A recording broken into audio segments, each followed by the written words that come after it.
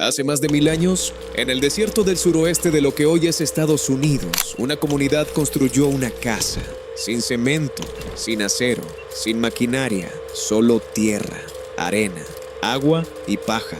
Las paredes tenían casi 60 centímetros de grosor. El material costaba en dinero actual aproximadamente $300. Y esa casa sigue en pie hoy, no como ruina arqueológica, no como estructura abandonada, como una vivienda real, habitada, mantenida generación tras generación con la misma tierra del lugar. Un material que cuesta centavos, una casa que dura siglos. Y aquí es donde la historia empieza a volverse extraña, porque ese mismo tipo de casa, esa misma tecnología, hoy no puede construirse legalmente en la mayor parte de Estados Unidos, no porque sea peligrosa, no porque sea inestable, no porque exista algo técnicamente mejor, sino por razones que no tienen nada que ver con la ingeniería. En Jericó, una de las ciudades más antiguas de la historia, las primeras viviendas permanentes ya usaban este material hace más de 10.000 años. En Yemen, torres de varios pisos construidas con ladrillos de tierra sobrevivieron a la guerra civil de 2015. Los edificios de concreto del gobierno construidos a su lado no lo hicieron. En Mali, la gran mezquita de Yené lleva más de 700 años en el mismo lugar. En Nuevo México, el complejo de Taos Pueblo ha estado habitado de forma continua desde antes de que los españoles pusieran un pie en el continente. Todas estas estructuras comparten exactamente el mismo principio, el mismo material, un nombre, adobe. Un ladrillo fabricado con arcilla, arena, fibras vegetales y agua, secado únicamente con el calor del sol, sin hornos, sin fábricas, sin ningún proceso industrial. A primera vista parece demasiado rudimentario para competir con la construcción moderna, pero cuando los ingenieros analizaron seriamente sus propiedades físicas, encontraron algo que nadie esperaba. Las casas construidas con muros gruesos de adobe pueden mantener una temperatura interior estable durante todo el año, sin calefacción, sin aire acondicionado, sin ningún sistema mecánico. Una casa que prácticamente no paga facturas de energía. La pregunta entonces es evidente. Si funciona tan bien, si dura tanto, si cuesta tan poco, ¿por qué casi nadie lo usa hoy? La respuesta no tiene que ver con ingeniería, tiene que ver con regulaciones, con intereses económicos y con decisiones que se tomaron lejos de la vista del público hace casi un siglo. No lo prohibieron, lo hicieron imposible de usar. Suscríbete a Ingeniería Oculta y activa la campana. Lo que vas a descubrir sobre estos simples ladrillos de tierra es solo el principio. Sin depender de sistemas modernos de climatización, hay que empezar por el elemento más básico de toda la estructura, el ladrillo. La receta del adobe es tan simple que para muchos arquitectos modernos resulta casi incómoda. Entre 70 y 80% de arcilla local, entre 15 y 25% de arena, un poco de paja seca, agua hasta formar una masa espesa que mantenga su forma. Se vierte en un molde de madera, se deja reposar un día y después al sol durante 2 a 4 semanas. Eso es todo. La misma tecnología que construyó ciudades enteras hace 10.000 años. Desde el punto de vista energético, la diferencia frente a los materiales convencionales es enorme. Un ladrillo cocido industrial requiere aproximadamente 30.000 unidades térmicas británicas de energía para producirse. Un ladrillo de adobe necesita alrededor de 2.000, provenientes casi completamente del sol. Una relación de 15-1 a favor de la tierra. Y la resistencia estructural tampoco decepciona. Un ladrillo de adobe puede soportar entre 200 y 600 libras por pulgada cuadrada. El Código Internacional Residencial Castatuosal exige aproximadamente 175 para muros estructurales en viviendas. El adobe supera ese mínimo en la mayoría de los sitios naturales, sin modificaciones, sin aditivos industriales. La tierra bajo tu propiedad podría ser ya material estructural de construcción, gratis. El costo por ladrillos y la arcilla que se obtiene directamente del terreno es de aproximadamente 3 centavos. Una vivienda de tamaño moderado requiere entre 4.000 y 6.000 ladrillos. Costo total del material, entre $120 y $180. Pero la verdadera ingeniería no está en el ladrillo individual. Está en lo que ocurre cuando miles de esos ladrillos forman un muro grueso. Un muro de adobe de entre 45 y 60 centímetros crea lo que los ingenieros llaman retraso térmico. el tiempo que tarda el calor en atravesar el material de afuera hacia adentro. En el adobe, ese retraso es de entre 8 y 12 horas. Piensa en lo que eso significa en un clima desértico. Cuando la temperatura exterior alcanza su máximo a las 2 de la tarde, el muro absorbe ese calor y lo arrastra lentamente hacia el interior. Para cuando ese calor llega a la superficie interna, ya es medianoche. La temperatura exterior ha caído 40 grados y en ese momento la pared empieza a liberar el calor que acumuló durante el día, calentando la casa justo en las horas más frías de la noche. A la mañana siguiente el proceso se invierte.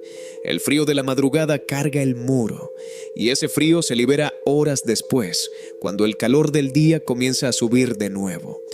Un sistema que funciona con física básica, nada más. La Universidad de Arizona lo puso a prueba en 2018. Construyeron una estructura de adobe y una de madera convencional lado a lado, bajo condiciones idénticas, y las monitorearon durante 10 meses. Las temperaturas exteriores oscilaron entre 4 y 42 grados. La estructura de adobe mantuvo una temperatura interior media de 24 grados, con un 23% menos de ganancia de calor y un 40% menos de variación térmica que la estructura de madera. La casa de madera necesitó refrigeración mecánica durante los 10 meses del estudio. La casa de adobe no la necesitó ningún mes. Ese estudio fue publicado en la revista Energy and Buildings, revisado por pares, y ha sido citado 47 veces en la literatura académica. Nunca ha sido citado en un solo proceso de actualización del Código Internacional Residencial. Ese último dato merece una pausa. Un estudio revisado por pares que demuestra que una pared de $300 supera a un sistema de climatización de 30,000. Y el organismo que escribe los códigos de construcción nunca lo ha mencionado. ¿Por qué? Eso es exactamente lo que viene a continuación. Escena: entrar a una casa de adobe. Antes de seguir, detente un momento. Imagina una tarde de verano en el desierto. Son las 2 de la tarde. El termómetro exterior marca 41 grados. La luz cae vertical sobre la tierra seca. El aire quema. Abres la puerta de una casa de adobe y entras. El cambio es inmediato, no gradual. Inmediato. El aire dentro está quieto, fresco sin ser frío. No hay ruido de motor. No hay corriente artificial. No hay ese frío seco que reseca la garganta. Solo quietud. Y una temperatura que tu cuerpo reconoce como confortable antes de que tu mente tenga tiempo de procesarlo. Apoya la palma de la mano plana contra la pared interior. El muro está fresco, no frío. Fresco, como una piedra a la sombra, como el suelo bajo un árbol viejo en verano. Tiene 60 centímetros de espesor. 42 grados afuera, 21 grados adentro. No hay termostato en la pared, no hay ductos en el techo, no hay tuberías de gas, no hay factura a final de mes. Solo una pared de tierra y adentro una familia que no le debe nada a nadie. Si un material tan simple puede mantener una casa fresca en verano, cálida en invierno, durar siglos y costar apenas unos cientos de dólares, la pregunta inevitable es ¿por qué el mundo moderno dejó de construir con él? La respuesta corta: no fue un accidente y no fue un debate público. Durante miles de años, la lógica económica era imposible de ignorar. Cuando el material para construir tu casa está literalmente bajo tus pies, el costo de la vivienda se reduce a tiempo, trabajo y conocimiento. Sin préstamos, sin contratistas, sin deuda que pagar durante 20 años. El primer golpe llegó con el ferrocarril. En la década de 1880, la madera dimensional barata llegó al suroeste americano por primera vez. En las ciudades con acceso a las vías, la construcción con marcos de madera empezó a desplazar al adobe. Pero en las comunidades rurales, donde el tren no llegaba, la gente siguió construyendo con tierra, no por tradición, no por sentimentalismo, por matemática pura. Cuando el aserradero más cercano está a 200 kilómetros y la arcilla pola está bajo tus pies, la decisión se toma sola. Pero en 1927 la lógica matemática dejó de ser suficiente. La Conferencia de Funcionarios de Construcción de la Costa del Pacífico publicó uno de los primeros códigos de construcción unificados del país. El documento fue diseñado para regular edificios de madera y materiales industriales. No incluía ni una sola sección dedicada al adobe. A primera vista parece un detalle menor, no lo era. En el sistema legal de construcción de Estados Unidos, cuando un material no está en el código, Cualquier persona que quiera usarlo debe pasar por un proceso de aprobación especial. Análisis estructurales, pruebas técnicas, documentación de ingeniería, aprobación formal de las autoridades locales. Un proceso que puede costar entre $5,000 y $25,000 en honorarios. El código no prohibió el adobe, solo hizo que construir con él costara más en trámites que la casa entera. Una relación de 100:1 entre el costo regulatorio y el costo real del material. Las nuevas generaciones de arquitectos y constructores se formaron con sistemas estandarizados de madera, acero y concreto. Los bancos y aseguradoras exigieron que las estructuras siguieran exactamente los métodos reconocidos por los códigos. Y un material que había construido civilizaciones enteras empezó a desaparecer de los planos. No porque fallara, sino porque el sistema administrativo había dejado de reconocerlo. Y todavía faltaba el golpe definitivo. Imagina que eres una familia de clase trabajadora en 1949. Quieres construir tu propia casa. Tienes tierra, tienes tiempo, tienes vecinos dispuestos a ayudar. Sabes que el adobe cuesta $300 y puede durar toda tu vida. Entonces llega una carta de tu banco.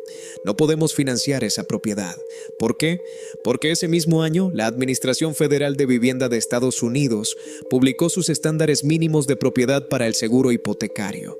Y la sección pertinente exigía lo que llamaba entramado convencional utilizando madera dimensional. El efecto fue inmediato y total.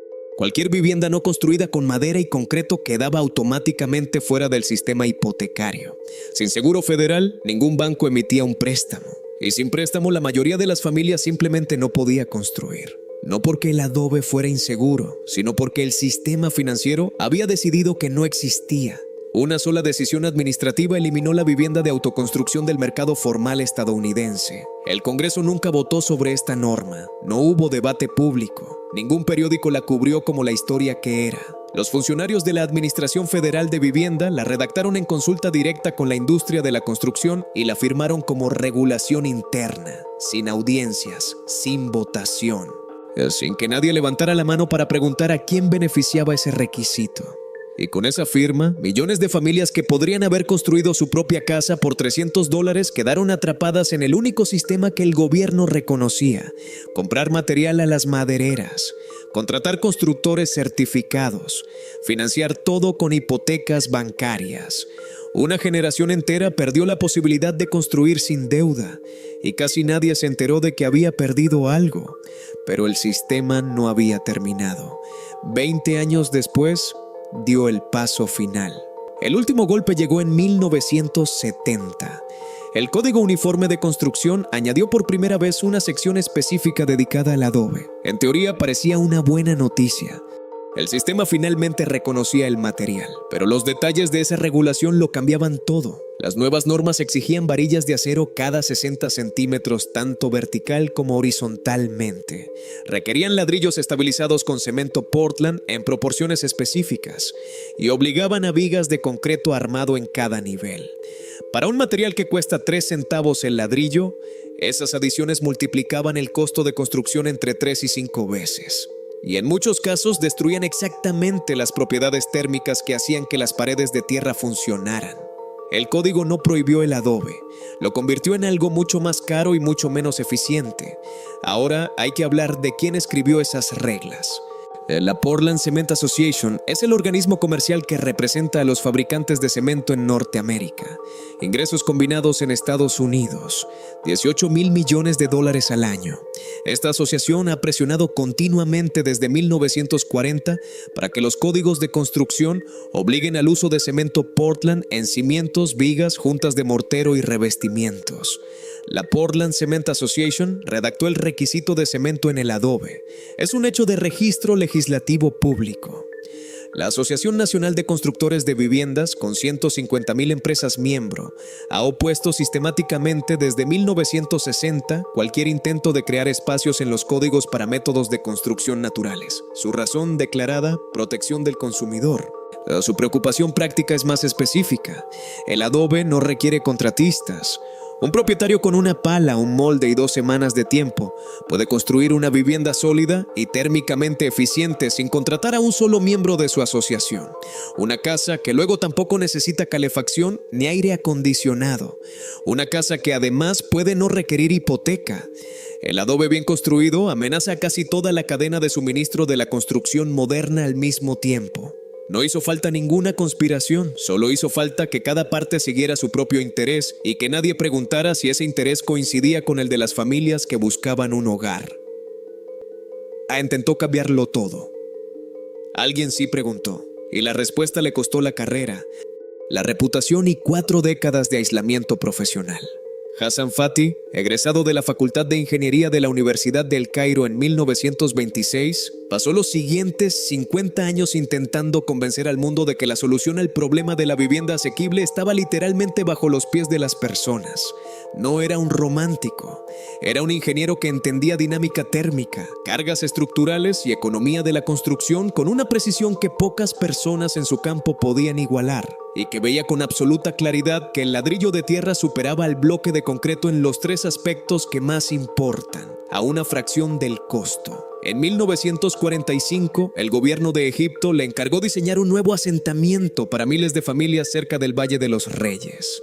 Fathi diseñó una comunidad completa con adobe tradicional, techos abovedados de tierra y sistemas de ventilación natural. Las casas estaban diseñadas para mantenerse frescas en los veranos extremos del desierto sin ningún sistema mecánico. El costo de construcción era casi 0, porque los materiales provenían del mismo terreno. Funcionó. Cada indicador de temperatura, comodidad y costo demostró que su diseño era superior a cualquier alternativa convencional disponible. El gobierno canceló el proyecto después de que se construyeran 150 casas. La razón oficial: los residentes se negaban a abandonar sus hogares ancestrales. La razón documentada: que el propio Fathi expuso en detalle en su libro de 1973. Los contratistas que esperaban construir viviendas de bloque de concreto a expensas del gobierno presionaron al ministerio para cancelar el proyecto. El adobe de Fathi hacía innecesario su contrato.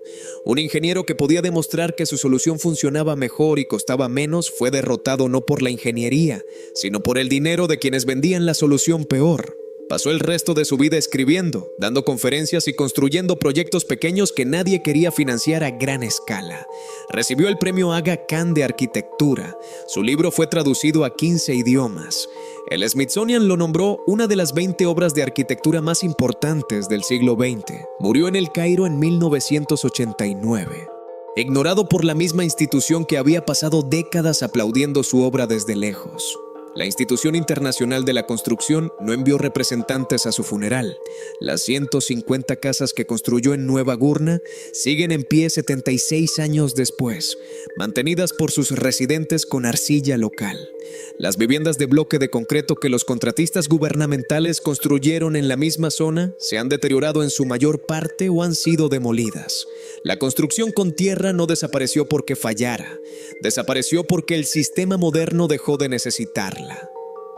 Décadas después de la muerte de Fathi, una mujer en la frontera de Texas con México tomó sus métodos, encontró un vacío legal que ninguna autoridad de construcción había cerrado, y lo usó para construir 600 casas para familias que ganaban menos de $12,000 al año. Su nombre es Simone Swan. Swan llegó al condado de Presidio en el año 2008, no como contratista ni como funcionaria del gobierno, como estudiante de los métodos de Hassan Fathi, con una pala, y con la convicción de que las familias que vivían a lo largo del Río Grande no necesitaban un programa gubernamental ni un banco. Necesitaban una pala y a alguien que les mostrara qué hacer con ella. El método es el mismo que construyó Jericó hace 10,000 años. Evaluar el suelo bajo el sitio de construcción. Si el contenido de arcilla es correcto, y en el desierto de Chihuahua casi siempre lo es, excavar. Mezclar la arcilla con arena y paja picada. Añadir agua, moldear, secar al sol. Las paredes se levantan a 45 centímetros de espesor, unidas con mortero de barro de la misma arcilla, sin varillas de acero, sin cemento Portland. El proceso completo, desde la primera excavación hasta mudarse, toma alrededor de 6 semanas. Costo total del material, entre $800 y $1,500. Factura de energía después de mudarse, 0. Las autoridades de construcción de Texas han citado su operación 3 veces por violaciones al código. Ella ha continuado construyendo bajo la excepción de autoconstrucción, una disposición que existe en Texas, Nuevo México y Arizona, que permite a los individuos construir su propia residencia principal sin cumplir el estándar completo del Código Internacional Residencial. Ese es el vacío legal. Si vives en uno de esos 3 estados, puedes construir legalmente tu propia casa de adobe mañana, sin contratista, sin oficina de permisos, sin banco. Piensa en lo que eso significa de verdad, sin deuda hipotecaria, sin factura de energía, sin depender de contratistas, prestamistas ni de ninguna parte de la cadena de suministro de la construcción convencional. Las 600 familias que viven en las casas de la Alianza Adobe no son un experimento. Son la prueba de que esto funciona ahora mismo en suelo americano con materiales que cuestan casi nada. Construyeron sus casas con la tierra bajo sus pies, usando una técnica que todas las civilizaciones de la historia humana descubrieron de forma independiente, y que un puñado de asociaciones comerciales pasó el último siglo intentando que el mundo olvidara. Nuevo México rompió filas en 1991. Bajo la presión de las comunidades pueblo y del movimiento de construcción natural, el estado adoptó su propio código con adobe y tierra compactada. El único estado del país con una norma que permite la construcción con adobe no reforzado bajo condiciones específicas. Las estructuras construidas bajo ese código tienen un historial de 0 fallos en más de 30 años, 0 colapsos estructurales, 0 incidentes de seguridad, sin refuerzo de acero, sin cemento Portland, en una zona sísmica, 30 años de prueba en campo real. Y el Código Internacional Residencial todavía no ha incorporado sus resultados, pero la presión sigue creciendo. En 2021, el Código Internacional Residencial aprobó el Apéndice U, una vía formal para la construcción con tierra apisonada. Oregón, California y Washington lo han adoptado. En 2024, el código añadió el Apéndice BA para el cáñamo concreto. El aparato normativo está reconociendo lentamente lo que 10.000 años de historia ya demostraron. Mientras tanto, entre 5.000 y 10.000 estructuras de adobe se levantan cada año en Estados Unidos, la mayoría bajo exenciones de autoconstrucción. Hoy, 1/4 de la población mundial vive en estructuras de tierra. En India, Pakistán, Irán y en gran parte del África subsahariana, el adobe y la tierra compactada siguen siendo las formas dominantes de construcción residencial. No porque esas poblaciones no tengan acceso a materiales modernos, sino porque para cualquiera que no quiera pasar 20 años pagando una hipoteca y facturas de energía, la construcción con tierra sigue siendo la decisión más racional disponible. Cierre.